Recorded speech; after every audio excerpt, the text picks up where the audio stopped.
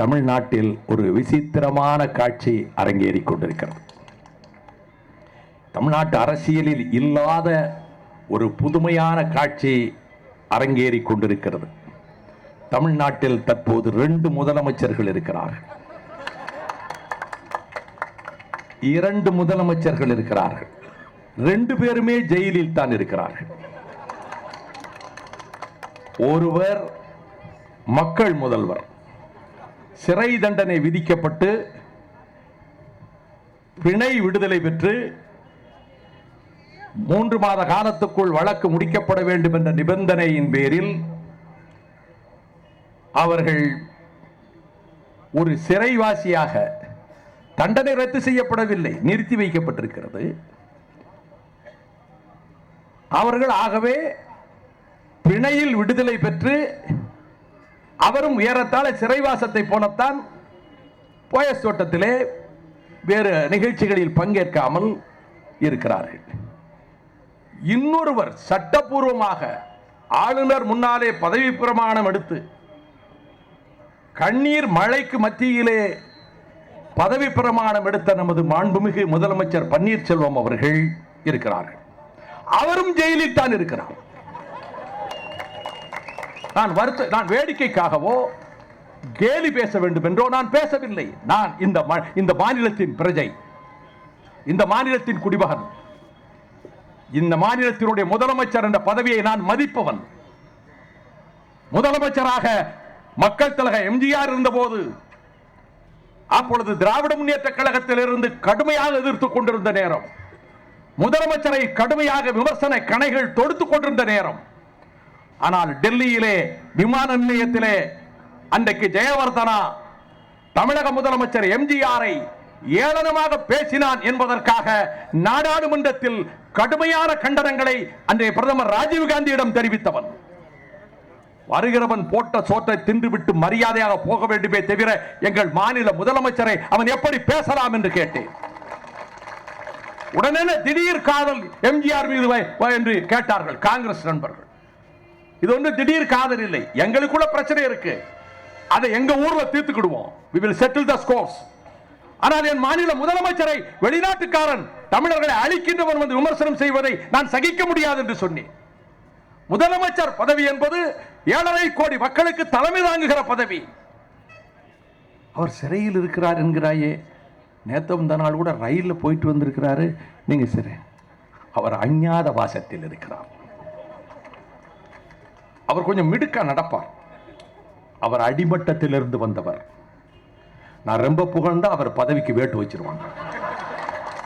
நான் என்னங்க வைகோ உங்களுக்கு கெடுதல் பண்ண, எனக்கு இவ்வளவு பெரிய ஆபத்தை ஏற்படுத்திட்டீங்க பன்னீர் மேல வருத்தப்படக்கூடாது.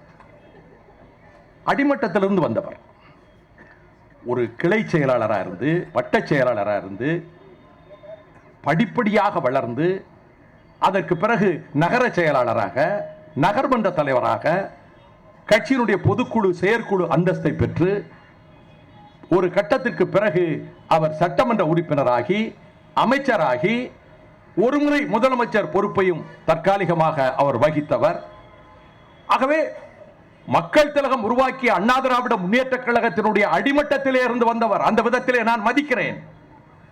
ஆனால் அவர் இருக்கின்ற பதவி முதலமைச்சர் பதவி. மிடுக்காக நடக்கின்ற அந்த நடை எங்கே? தெற்கு சீமையில் இருந்தால் நானும் வருகிறேன். நாங்க ரொம்ப தெற்கு சீமைன்னு சொல்லி பெருமையா பேசிக்கிட்டு இருக்கிறவங்க. அந்த நடை எங்கே போயிற்று? ஏன் இந்த ஒடுக்கம்? வேகமா நடந்தா எவனாவது சொல்லிட்டா என்ன செய்யற? நம்ம நிமிந்து பார்த்து என்னையா அவரு கனாவட்டா நிமிந்து பார்த்துட்டு போறாருன்னு தோட்டத்தில் அவனாவது போட்டு கொடுத்துட்டா என்ன செய்யற? அதனால பதவி போயிரும்னு அவர் கவலைப்படல. கட்சியில நம்ம மேல தலைமைக்கு இருக்கக்கூடிய மதிப்பு, அன்பு, பிடிப்பு போயிருமோ? இதுவா நிலைமை? அடங்கி ஒடுங்கி. நான் கூட கேள்விப்படுறேன், கலெக்டரே வர வேண்டாங்கிறாராம். எஸ்பி எதுக்குங்க நீங்க வாரீங்க? போலீஸ்காரங்க முதலமைச்சர்னு வர்றாங்க பாதுகாப்பு. உங்களை நான் ஒன்றும் வர சொல்லலையே, நான் தனியா போய்க்கிடுவேனே, ஏன் வந்தீங்க? ஒரு யாராவது பார்க்க போனா கூட அப்படியே எதுக்காக நான் கேட்கிறேன். என்ன காரணம்? முதலமைச்சருக்கு என்று ஒரு அறை ஒதுக்கப்பட்டிருக்கின்றது. அந்த முதலமைச்சர் அறைக்கு வெளியிலே முதலமைச்சர் என்ற போர்டு மாட்டப்பட்டிருந்தது. அந்த அறைக்கு ஏன் செல்லவில்லை?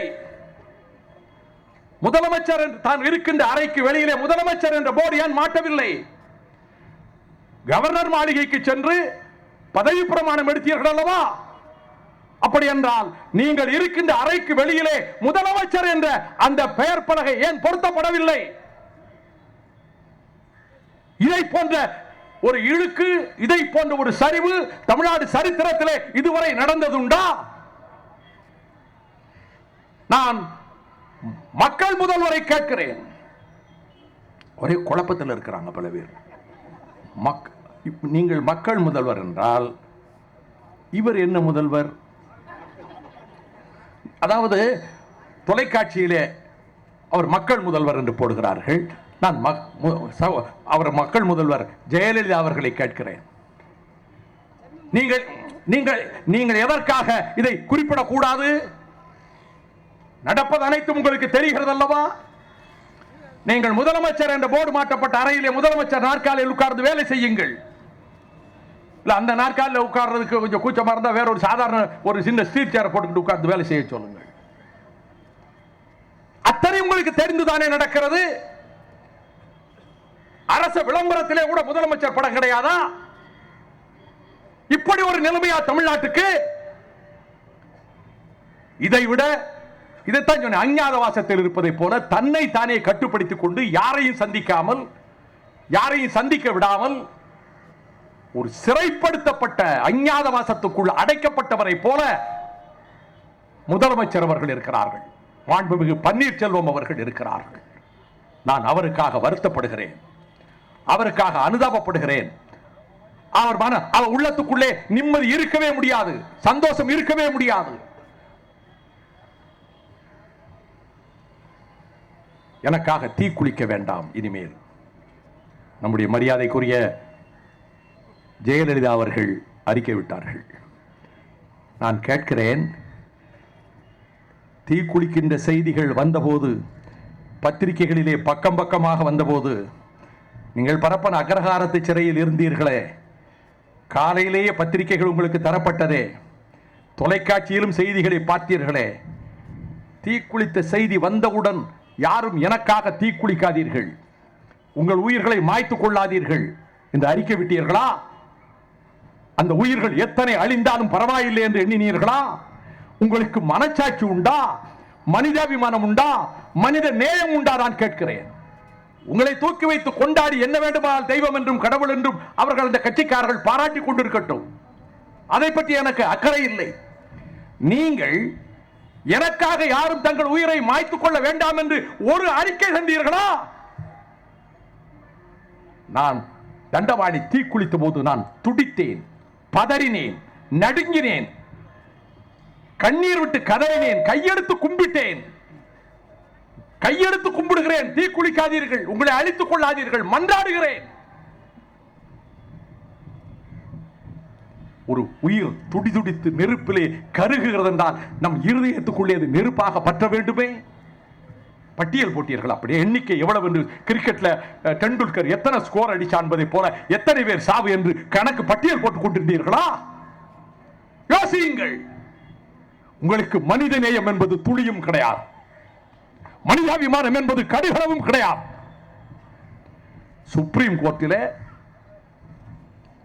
பாலி நாரிமன் அவர்கள் வாதங்களை எடுத்து வைத்து நடந்ததெல்லாம் தவறுதான் என்று அவரும் சொல்லி, அதற்கு பிறகு தமிழ்நாட்டில் எந்த விதமான ஒரு கலவரம் நடக்கக்கூடாது, சட்ட ஒழுங்குக்கு பிரச்சனை வரக்கூடாது என்று சுப்ரீம் கோர்ட் சவுக்கடி கொடுத்ததற்கு பிறகு, அப்படிப்பட்ட நிலைமை ஏற்பட விடாமல் தடுக்க வேண்டிய பொறுப்பு ஜெயலலிதாவுக்கு உண்டு என்று சொன்னதற்கு பிறகு, அதற்கு பிறகு நீங்கள் அறிக்கை விட்டீர்கள்.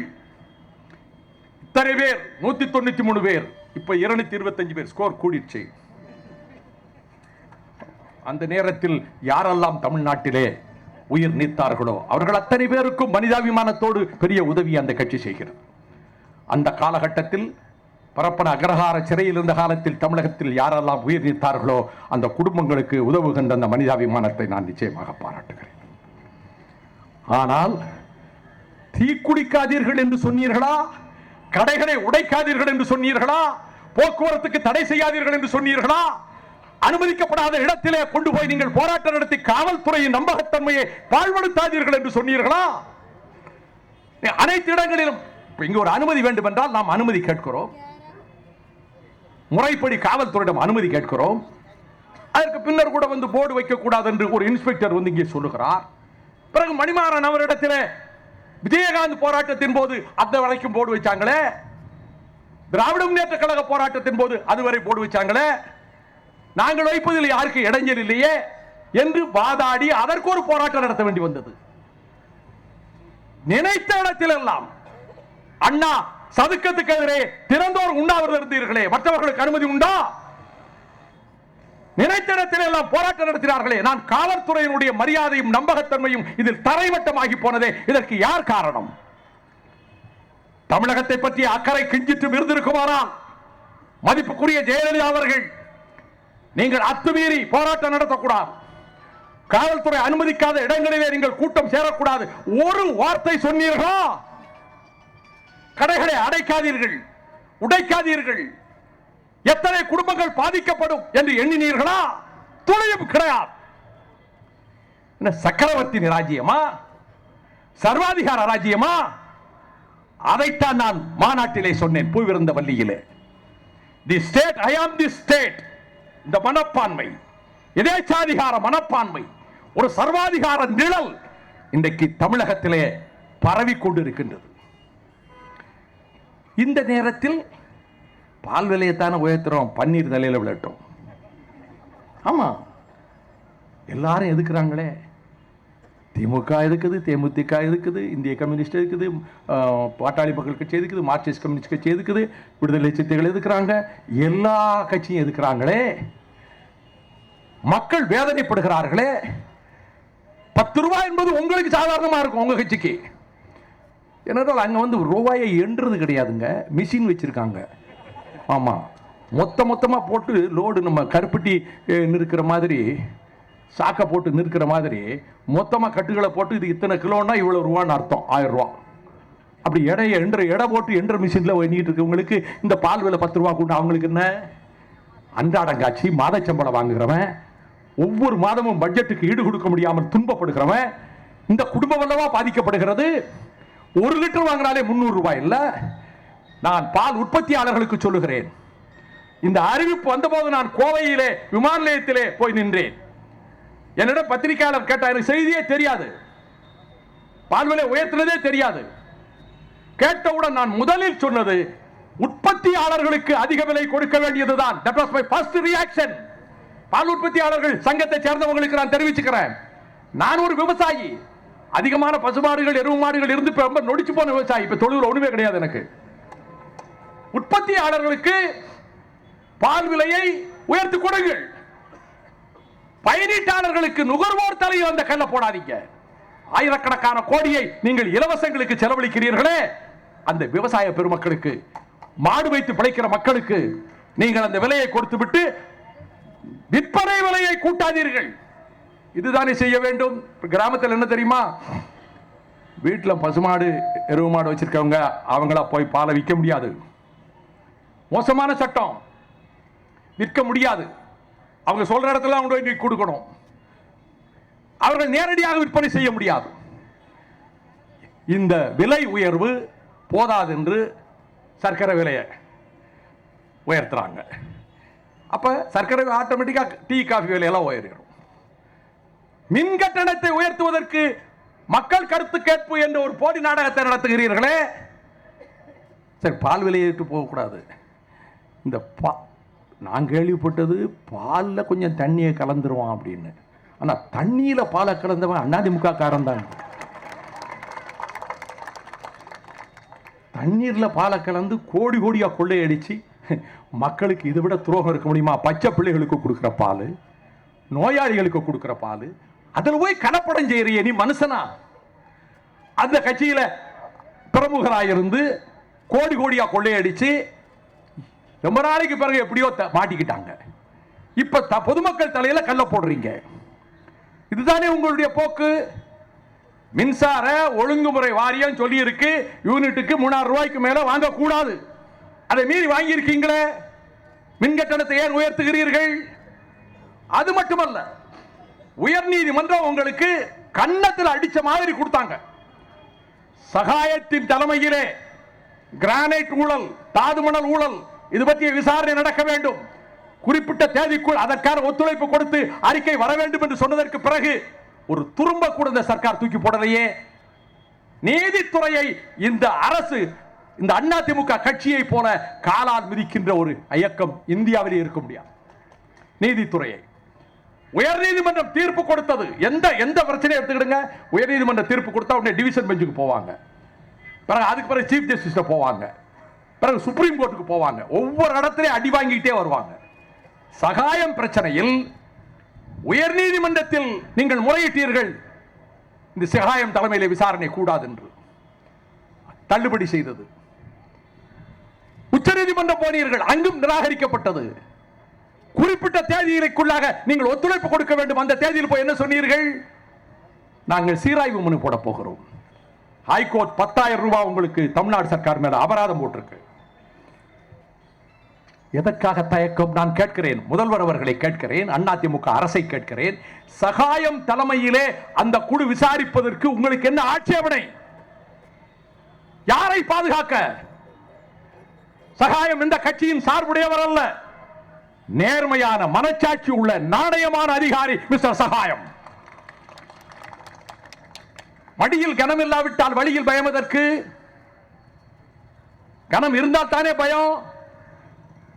இப்படி ஒரு அரசு உயர்நீதிமன்ற தீர்ப்பை உதாசீனப்படுத்திவிட்டு ஊழல் பேர்வழிகளை பாதுகாப்பதற்காக ஒரு அரசு. இந்த சூழ்நிலையில் தான் அன்புக்குரியவர்களே, இடிமேல் இடி விழுந்த செய்தியாக நம் தொப்புள் கொடி உறவுகள் லட்சக்கணக்கானவர்கள் படுகொலை செய்யப்பட்ட இலங்கை தீவிலே கொலைகார ராஜபக்சே ஏற்பாட்டின் பேரில், அவன் உத்தரவின் பேரில் அவனுக்கு எடுபடி வேலை செய்யக்கூடிய சுப்ரீம் கோர்ட், அங்கே இருக்கக்கூடிய ஹைகோர்ட் 5 மீனவர்களுக்கு வில்சன், எமர்சன், அகஸ்டஸ், பிரகாஷ், லாங்லெட், தங்கச்சி மடத்தைச் சேர்ந்த இந்த 5 மீனவர்களுக்கு தூக்கு தண்டனை விதித்திருக்கிறது. ஐவர் செய்த குற்றம் என்ன? எல்லை தாண்டி வந்தார்கள். they crossed our boundaries, எங்கள் எல்லைக்குள் வந்தார்கள் என்று சொல்லி கைது செய்தது. கைது செய்ததற்கு பிறகு பொய் வழக்காக ஜோடித்து அவர்கள் போதைப் பொருள் கடத்தினார்கள் என்று அந்த அரசு 2011 வழக்கு போட்டது. தமிழ்நாடு உளவுத்துறை, மத்திய சர்க்கார் உளவுத்துறை இவர்கள் போதைப் பொருள் கடத்தவில்லை, இது அபாண்டமான குற்றச்சாட்டு, பொய்யான குற்றச்சாட்டு என்று இந்த உளவுத்துறைகள் தெரிவித்துள்ளன. அப்படி என்றால் இந்த அப்பாவிகளை போதைப் பொருள் கடத்தினார்கள் என்று அவர்கள் மீது தூக்கு தண்டனை விதிக்கிற அளவுக்கு வன்மம் வைத்திருக்கிறார் ராஜபக்சே. நீங்கள் கொடுத்த தைரியம், நரேந்திர மோடி சர்க்கார் கொடுத்த துணிச்சல், அவன் திமிருக்கு. முன்பு சோனியா காந்தி இயக்கிய டாக்டர் மன்மோகன் சிங் அரசு கொடுத்த தைரியமும் துணிச்சலும் லட்சக்கணக்கான தமிழர்களை படுகொலை செய்வதற்கு அவனுக்கு ஊக்கம் அளித்தது. உங்கள் அரசு மலரும், நீதி கிடைக்கும் என்று நினைத்தேன், தலையிலே கல்லை போட்டு விட்டீர்களே. அவனை கூப்பிட்டு கொண்டு வந்து கொஞ்சம் குழாவினீர்களே. அவனுக்கு பாரத ரத்னா கொடுக்கணும் என்று இந்த நாட்டிலே ஒரு கயவன் சொல்லுகிற அளவுக்கு இந்த நாட்டினுடைய நிலைமையிலே மத்தியிலே பாரதிய ஜனதா கட்சி ஆட்சி செய்கிறதை கண்டித்தீர்களா? அதற்கு பதிலாக அங்கே கிறிஸ்தவர்களும் இஸ்லாமியர்களும் இந்துக்களும் தாக்கப்படுகின்ற வெறி உணர்ச்சியை தூண்டிய தர்மபாலாவுக்கு நீங்க ஸ்டாம்பு வெளியிட்டீங்க. ஜனாதிபதி மாளிகையிலே மத்திய அரசு அந்த துறை அமைச்சர் போய் ஸ்டாம்பு வெளியிட்டார். அந்த ஜனாதிபதி பிரணாப் முகர்ஜி வானளாவ புகழ்ந்து விட்டார். இவையெல்லாம் கொடுக்கின்ற திமிர்தான் இந்த 5 மீனவர்களை தூக்கிலே போடுவதற்கு ஏற்பாடு செய்திருக்கிறார். இனி நீங்க கெஞ்சுவீங்க, மன்றாடுவீங்க, அதை வைத்துக் கொண்டு ஒரு சொக்கட்டான் விளையாடலாம் என்பதுதான் அவன் நோக்கம். இதற்கு பிறகாவது, தமிழகம் கொந்தளித்ததற்கு பிறகாவது, கடற்கரை ஓரத்து தமிழக மீனவர்கள் மட்டுமல்ல, மொத்த தமிழகமும் கொந்தளித்ததற்கு பிறகு, மனித உரிமை உள்ள ஆர்வலர்கள் அனைவரும் வேதனைப்பட்ட பிறகு, இந்த கட்டத்திலாவது அந்த அரசுக்கு உணர்த்துகின்ற விதத்தில் செயல்பட்டதா? இல்லை. நான் குற்றம் சாட்டுகிறேன். இத்தனைக்கு பிறகு 3 நாட்களுக்கு முன்னால் இந்திய ராணுவத்தினரை பயிற்சிக்கு அனுப்பியிருக்கிறீர்கள். இதை மன்னிக்கவே முடியாது. இந்திய ராணுவத்துறையினுடைய செயலாளர் மாத்தூர் அங்கே போய் பேசுகிறார். கொலைகார ராஜபக்சேயிடம், we have to learn many things from your army. உங்கள் ராணுவத்திடமிருந்து நாங்கள் படித்துக் கொள்ள வேண்டியது நிறைய. என்ன படிக்க போறீங்க? இசை பிரியாக்களை கற்பழிக்கிறதுக்கா? பச்சை குழந்தைகளை கொல்றதுக்கா? ஆஸ்பத்திரியை குண்டு வீசுவதற்கா? குடும்பங்களை குண்டு வீசி கொண்டு அழிப்பதற்கா? இதையா படிக்க போகிறீர்கள்? பொறுமைக்கு ஒரு எல்லை உண்டு. இவ்வளவு படுகொலைகளை செய்த அந்த ராணுவம் ஒரு கடைசியாக வந்த ஒரு காணொளி காட்சி பார்க்கவே முடியாது. பெண்களை வச்சுக்கிட்டு அது பேசவே முடியாது. இறந்து போன இளம் தமிழ் பெண்கள் உடல்ல பிரேதங்கள் அவங்க செய்த கொடுமையை உலகத்தில் நாஜிகள் கூட செய்யவில்லை, ஹிட்லரின் படை கூட செய்யவில்லை. அந்த மிருகங்களை விட கேவலமாக நடந்த அந்த ராணுவத்திடமிருந்து நாங்கள் பலவற்றை கற்றுக்கொள்ள வேண்டியிருக்கிறது என்று இந்தியாவினுடைய ராணுவத்துறை செயலாளர் அங்கே போய் பேசுகிறான். அங்கே இருந்து வந்திருக்கக்கூடிய தளபதிக்கு இவங்க கார்ட் ஆஃப் ஆனர் கொடுக்குறாங்க. கொலகார பைய கொட்டப்பைய ராஜபக்சே உட்கார வச்சு நீங்க டீ கொடுக்குறீங்க, விருந்து கொடுக்குறீங்க. இப்பொழுது அங்கே சீன அணுநீர் கப்பல்கள், அணுமின் கப்பல்கள் அங்கே இருக்கிறதுனா நீர்மூழ்கி கப்பல்கள், கவலை ஏற்படுகிறதா. தொடக்கத்திலிருந்து சொல்லுகிறோம், சீனாவை பாகிஸ்தானை காட்டி காட்டி நாங்க உறவா இருப்போம் சொன்னே எங்க மக்களை அழிப்பதற்கு நீங்கள் திட்டமிட்டீர்கள். அவன் என்றைக்கும் அவர்களுக்குத்தான் நட்பாக இருப்பான், உங்களுக்கு ஒருபோதும் நட்பாக இருக்க போவதில்லை. நாளைக்கு ஆபத்து வந்தால் உத்தரப்பிரதேசத்துக்கோ பீகாருக்கோ வரப்போவதில்லை, குஜராத்துக்கு வரப்போவதில்லை. எங்க தலையில் இல்ல விடியும். இங்க பிரச்சனை வந்தா தெக்க நாங்கள் அல்லவா அழிக்கப்படுவோம். எனவே முத்துக்குமார்கள் தீக்குளித்து மடிந்த இந்த மண்ணில் உணர்ச்சி இல்லை என்று மாத்திரம் தப்பு கணக்கு போட வேண்டாம். மோடி சர்க்கார் கொதித்துக் கொண்டிருக்கிறது மக்களின் உள்ளம். கடற்கரை ஓரத்து மீனவர்கள் மட்டுமல்ல, நாங்கள் நடவடிக்கை எடுக்கிறோம், சட்டபூர்வமாக நடவடிக்கை எடுக்கிறோம். அங்குள்ள நீதித்துறையை அவன் சொல்றதானே கேட்டது. மனித உரிமை கவுன்சிலே சொல்லிச்சே. அவன் எடுபடியா இருந்த பப்ளிக் ப்ராசிக்யூட்டர் சீஃப் ஜஸ்டிஸ் ஆக்கினான் ராஜபக்சே. அங்க நீதித்துறை என்பது சுதந்திரமாக இயங்கால் ராஜபக்சே நினைப்பதைத்தான் செய்யும். இதற்கு பிறகும் சிங்கள அரசோடு உறவை வளர்த்துக் கொள்ள நினைக்கின்ற மோடி அரசுக்கு சொல்லுகிறேன், சிங்கள அரசோடு உறவை வளர்த்துக் கொள்ள எங்களை பலியிட்டால் எங்கள் உறவு பிறகு அருந்து போகிற ஆபத்து ஏற்பட்டுள்ளது. நான் ஒன்றும் யோசிக்காம பேசுறது இல்லை. இதுக்கு ஒரு கேஸ் போட்டாலும் அதுக்கு நான் தயாரா இருக்கேன். நான் பேசுனது எதையும் எந்த கோர்ட்லையும் மறுக்க போறதில்லை. அதுக்கு ஏதாவது தண்டனை வந்தா சந்தோஷமா நிம்மதியா போய் உட்கார்ந்துருப்பேன் ஜெயிலுக்குள்ள. நான் கேட்கிறேன், இந்த நிலைமையை இந்தியாவில் வேறொரு மாகாணத்துக்காரனுக்கு நீங்கள் ஏற்படுத்துவீர்களா? உங்ககிட்ட நேரா கேட்டனே, நீங்க பதவி பிரமாணத்துக்கு 3 நாளைக்கு முன்னாடி இந்தியாவில் வேற ஸ்டேட்காரனுக்கு இப்படி செய்வீங்களான்னு உடனே ரொம்ப கோவப்பட்டு, அருண் ஜேட்லி அப்படிதான் பேசாதீங்க, இது நேஷனல் இஷ்யூ, தமிழ் இஷ்யூ இல்ல. நீங்களும் சொன்னீங்களே mister prime minister, it is not state Tamil issue, national issue. உடனே சொன்னேன், அப்ப ப்ரூவ் இட், காட்டுங்க. உடனே சொன்ன, அப்ப காட்டுங்க, செயல்ல காட்டுங்க. வேற மாகாணத்தில் நீங்க செய்ய முடியுமா? செஞ்சுட்டு உள்ள போக முடியுமா? நாங்க பைத்தியக்காரங்களா, எலிச்சவாயங்களா தமிழ்நாட்டுக்கு இருக்கவங்க?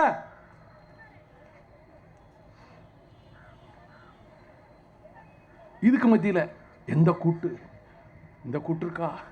தேசிய முன்னணி இருக்காரா? ஜனநாயக முன்னணி இருக்காரா? தேசிய ஜனநாயக கூட்டணி இருக்காரா? இந்த பாருங்கய்யா, நாங்க தமிழ்நாட்டுக்காக, தமிழ் மக்களுக்காக, தமிழர்களுக்காக எதை பற்றியும் கவலைப்படாம நாங்க பாடுபடுறோம். மதிக்க வேண்டிய நேரத்தில் அரசியல் நாகரிகத்தோடு மதிப்போம், எதிர்க்க வேண்டிய நேரத்தில் எவனா இருந்தாலும் எதிர்ப்போம். அது மோடியா இருந்தாலும் யாரா இருந்தாலும். இந்த குரல் தான் எங்களுடைய உரிமை குரல், இதுதான் எங்கள் போர் குரல். இந்த குரல் ஓங்கி ஒலிக்கும், தனியாது ஓயாது. வணக்கம்.